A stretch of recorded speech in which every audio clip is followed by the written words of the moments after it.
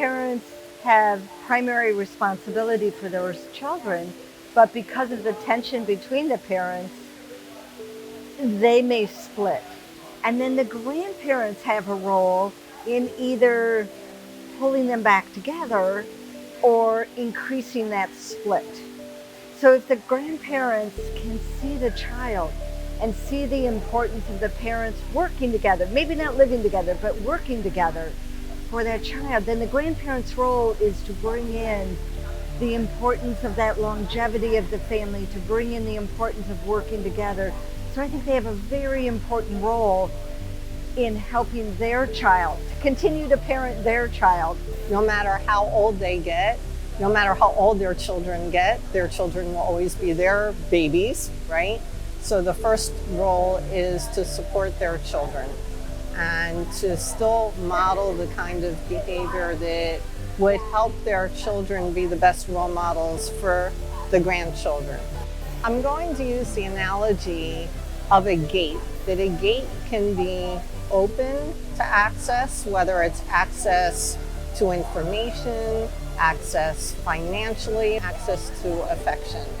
If the gate is open both ways between the parents and the grandparents, then they can all be there to support the children, which is really important. If the gate is closing because of things that are said or done by either the parents, either one of the parents, to either set of grandparents, and when that gate closes, the social capital for the children closes as well. They don't get the richness that might have been available by the next generation. The largest Medicare, Medicaid provider in Florida has recognized that high conflict is actually a health issue for elders, for aging persons. That is a major advance, helping people realize that conflict is debilitating for all the generations. Before guardianship, there are steps that you can take to just have the family do some decision making together, have the family talk about what the elder's wishes are before the elder gets so ill that there's contention about whether it was real or forced. Or so within the court systems, I would say open other doors.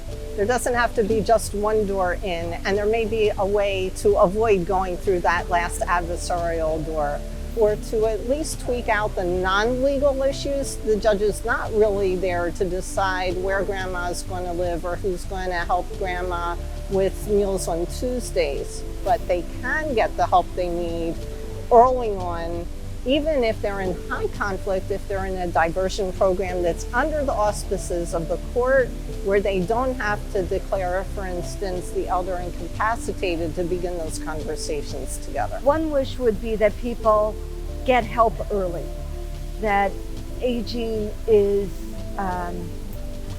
speed is critical. Build on the family strengths. Instead of using the pathology of the family as their motivation, help them understand the wonderful things that they had experienced. To create the news story. So everybody has a story in their head of what their family is like or how things should be. And if the family could jointly work on creating the news story that would be told through the generation.